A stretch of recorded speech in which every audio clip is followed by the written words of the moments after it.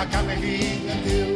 Ychydig yn wahanol ar y mwyaf yr i fath, a pawb yn llawn i chelgas ond yn meisen y gaf. Mae Dewin dwl yn eistedd yn ei gastell yn number 10, yn disgwyl rhyfel arall cyn daw o byd i ben.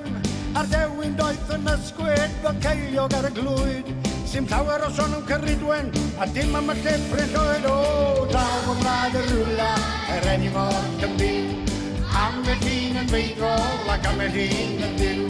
Ychydig yn wahanol ar y mwyaf yr i fath, a pawb yn llawn i chelgas ond yn meisen y gaf. Mae'r wdlan yn gwneud programs ar longest 4 ec, a strempan yn y carchar am ddopio ar ei dec. Mae'r goed yn rhyfeddol yn tyfu yn hir llan is yn draw, gweith ar ysbeidio heilog mae'n debyg iawn i law. O, draw yn wlad y rwla, enni mor yn byw, am y dyn yn feidrol ac am y llun yn ddiw.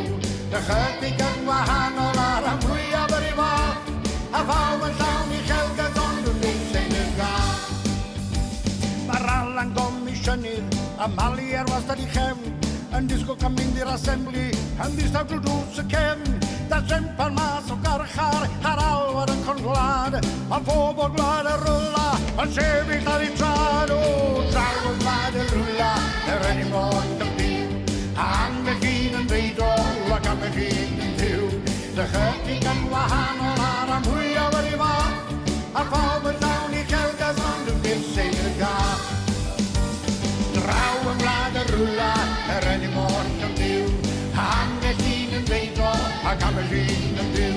Ychydig yn wahanol ar y mwyaf yr i fath, a pawb yn llawn i chelgais, pawb yn llawn cenfigen, pawb yn llawn i chelgas ond meisen y gaf.